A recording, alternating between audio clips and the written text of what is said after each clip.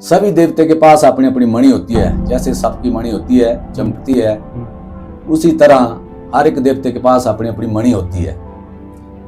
सभी देवते कैलाश के ऊपर आए। कैलाश के ऊपर आए तो भोलेनाथ को पूछने लगे कि हे भोलेनाथ, इस तीर्थ स्थान का क्या नाम रखना है। भोलेनाथ ने बोला कि इस तीर्थ स्थान का नाम रखना है मणि महेश। पहले जो नाम है सभी देवताओं का आ गया, क्योंकि उनकी मणियां थी लगी हुई। उस कैलाश को जगमग जगमग जगा दिया। जैसे जगनमाला होती है, इसी तरह महाराज उन्होंने कैलाश पूरा जगमग जगमग जगा दिया, अपनी मणियों से चमका दिया, रौनक लगा दी उस कैलाश को सभी देवताओं ने। फिर भोलेनाथ ने बोला इस तीर्थ स्थान का नाम रखना है मणि महेश। मणि पहले सारी देवताओं का नाम आ गया, महेश नाम उन्होंने बाद में अपना लगाया। नमस्कार, मैं हूं आपका host Akshay. Welcome to Roots and Rituals YouTube channel. तो बहुत बहुत स्वागत है आपका मेरे यूट्यूब चैनल पर। और मणि महेश कैलाश यात्रा जो वो शुरू हो रही है 4 सितंबर से लेकर 19 सितंबर तक ये यात्रा ऑफिशियली चलेगी। तो यात्रा शुरू हो रही है। तो ये वीडियो मैंने पहले भी बनाई थी, आज जो मैं वीडियो डाल रहा हूँ मेरे पुराने व्यूअर्स फिर से ये वीडियो एक बार देखेंगे। और मैं बाहर के लोगों को भी बताना चाहता हूँ इस वीडियो के माध्यम से कि मणि महेश कैलाश की स्थापना कैसे हुई थी। ये वीडियो मैंने बनाई है शिव गुरु श्री हुक्मचंद जी के साथ। तो इस वीडियो में बहुत ही डिटेल में उन्होंने बताया है कि मणि महेश कैलाश की स्थापना कैसे हुई थी। आई होप आपको ये पसंद आएगी। जय भोलेनाथ, जय त्रिलोचन महादेव।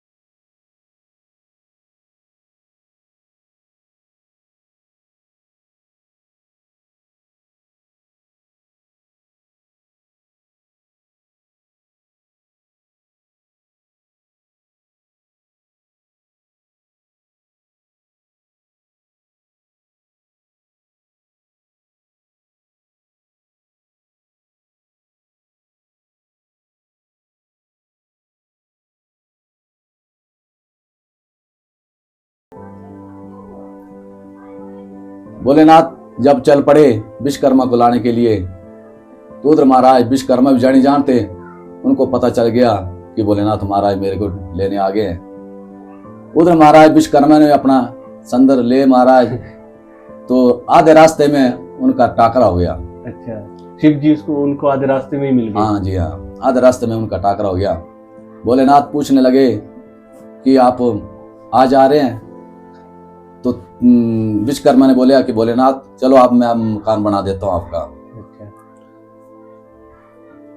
भोलेनाथ ने बोला कि ये अच्छी जगह है, इधर महाराज सोने की लंका जो है वो गोरा को महाराज आप बना दो। विश्वकर्मा ने बोला कि मेरे को जौ सरियां दो। तो आप आंख बंद करके खड़े हो जो सेंटर में। जो सरियां मतलब जौ सरियां होती है, सरसों। अच्छा, जौ सरसों जिसको बोलते हैं। सरसों। हाँ, सेंटर में महाराज भोलेनाथ और गौरा को खड़ा कर दिया विश्वकर्मा ने आंख बंद करा के। और विश्वकर्मा ने महाराज नाड़ दी और 2 मिनट के में महाराज सोने की लंका जो है तैयार हो गया। सिर्फ 2 मिनट में ही? 2 मिनट में। हाँ, जानी जानते विश्वकर्मा भी।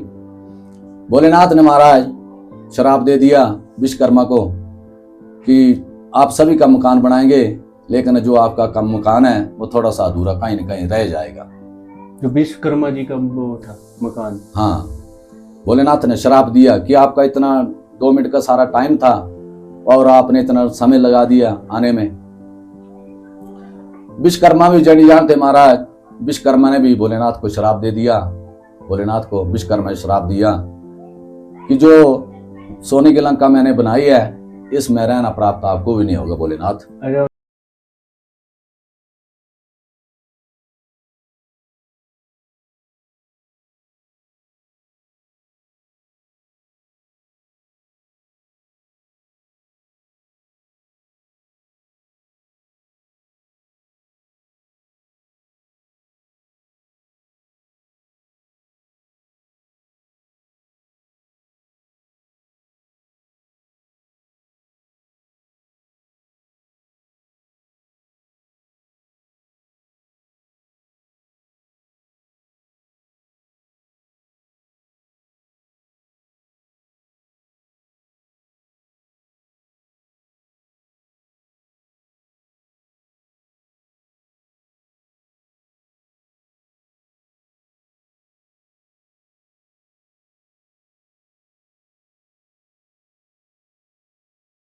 महाराज वहां से रुष्ट होके गौरा इधर ब्रह्मौर में आ गए।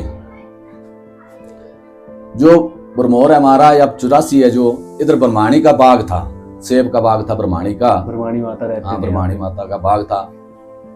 शाम के समय भोलेनाथ ने महाराज इधर धूना लगा दिया और माता ब्रह्माणी ऊपर से आई, जब देखने लगी कि मेरे बाग में कोई छेड़खानी नहीं कर रहा होगा। ऊपर कहाँ से आए थे मतलब? माता ब्रह्माणी जहाँ डुग्गेसार में रहती है वहां से आई। पहले भी वहीं स्थापित, पहले स्थापित वहीं थी माता ब्रह्माणी। माता ब्रह्माणी ने जब देखा कि साधु इधर बैठा हुआ है, साधु को बोला कि हे साधु, मेरे बाग में तू क्या कर रहा है, इधर से निकल जा, चले जा। साधु ने बोला कि हे माता भगवती, मैं सिर्फ एक रात ठहरूंगा और सुबह चल जाऊंगा यहाँ से। भोलेनाथ ने महाराज एको रातों में 84 लिंग तैयार कर दिए। जो माता ब्रह्माणी का बाग था इधर 84 में 84 लिंग तैयार कर दिए एक रात में भोलेनाथ ने। जब सुबह माता ब्रह्माणी आई तो देखने लगी कि भोलेनाथ ने महाराज 84 लिंग तैयार कर दिए। माता ब्रह्माणी बोलने लगी कि हे साधु, हे भोलेनाथ, मेरी तो महाराज मेरे पास तो कोई नहीं आएगा, आप ही की ही पूजा होगी इधर, मेरी तो कोई पूजा नहीं करेगा, मेरी तो कोई मानता नहीं करेगा। भोलेनाथ ने तब बोला कि हे माता भगवती, जितने भी श्रद्धालु आएंगे, जितने भी यात्रा आएगी, पहला जो स्नान है, पहला जो दर्शन है, वो सभी यात्रु पहले आप क्या करेंगे, उसके बाद मेरा दर्शन करेंगे। आपके पास आएंगे तभी उनकी यात्रा सफल होगी। माता ब्रह्माणी के पास आएंगे तो तभी सारे श्रद्धालुओं की यात्रा सफल होगी, पहले मानता आपकी होगी माता ब्रह्माणी। इतना बोल के भोलेनाथ महाराज चले गए ऊपर कैलाश को। कैलाश को जब चले गए तो इधर महाराज पंजाब में सभी देवी देवते ढूंढने लगे कि भोलेनाथ गए तो गए के किस तरफ गए भोलेनाथ। नारद जी महाराज भ्रमण करते करते कैलाश के ऊपर पहुंच गए। नारद जी ने भोलेनाथ को बोला कि हे भोलेनाथ, आप महाराज इतना प्लेन इलाका छोड़ के इधर पहाड़ों में कंकरों में क्यों आ गए हैं। भोलेनाथ बोलने लगे कि हे नारद जी, इधर महाराज जो कैलाश है ये ध्यान लगाने के लिए बहुत अच्छा स्थान है, साफ स्थान है, सुच्चा स्थान है, इसलिए मैं इधर आ गया हूं। सभी देवते के पास अपनी अपनी मणि होती है, जैसे सबकी मणि होती है, चमकती है, उसी तरह हर एक देवते के पास अपनी अपनी मणि होती है। सभी देवते कैलाश के ऊपर आए। कैलाश के ऊपर आए तो भोलेनाथ को पूछने लगे कि हे भोलेनाथ, इस तीर्थ स्थान का क्या नाम रखना है। भोलेनाथ ने बोला कि इस तीर्थ स्थान का नाम रखना है मणि महेश। पहले जो नाम है सभी देवताओं का आ गया, क्योंकि उनकी मणियां थी लगी हुई। इस कैलाश को जगमग जगमग जगा दिया, जैसे जगनमाला होती है, इसी तरह महाराज उन्होंने कैलाश पूरा जगमग जगमग जगा दिया, अपनी मणियों से चमका दिया, रौनक लगा दी उस कैलाश को सभी देवताओं ने। फिर भोलेनाथ ने बोला इस तीर्थ स्थान का नाम रखना है मणि महेश।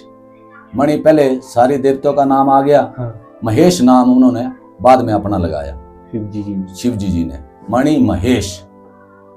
फिर महाराज उस कैलाश पर्वत को गौरा ने श्राप दे दिया कि जो भी जीव आत्मा, जो जीव जंतु, चिड़ू पुखेरू महाराज, जितनी भी जीव जंतु आत्मा है, वो इस कैलाश के ऊपर चढ़ेंगे, वो महाराज खत्म हो जाएंगे, भस्म हो जाएंगे, पत्थर बन जाते हैं। हाँ, सैल पत्थर हो जाएंगे।